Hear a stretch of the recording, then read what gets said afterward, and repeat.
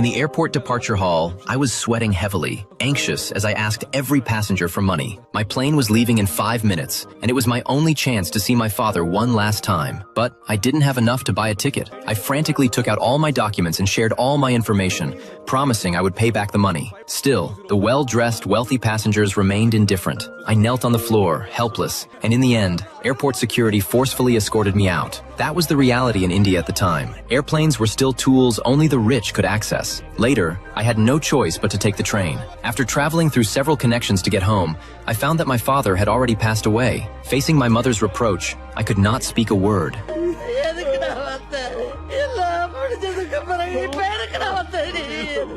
As the only son, I had not seen my father's last moments. Looking at the letter my father left me, I broke down completely. The grief in my heart transformed into determination. I wanted to make it possible for all poor people to afford flying, to prevent others from facing the same regret. So I spent all my savings to meet a self-made airline tycoon, Pare. But when he learned my plan, he had his men pose as investors to trick me into paying a huge deposit. Just as I thought I was close to succeeding, he bribed government officials to change the law, leaving me with enormous debt and no way to recover. That is the cunning of capitalists. They crush every potential threat before it grows, standing like gods at the top, controlling everything. All poor people are like ants in front of them. After such a devastating blow, I fell into despair. The pain of failure combined with the weight of debt nearly broke me. But when I stood on the rooftop and watched plane after plane pass overhead, I remembered the saying, "The poor are not meant to fly." I refused to accept it. That stubborn spirit unexpectedly brought me support from unexpected places. One day, a sparrow on the rooftop gave me an idea. The sparrow was small, but it could still fly. Maybe people didn't need to be carried by a passenger plane. Cargo planes could work too.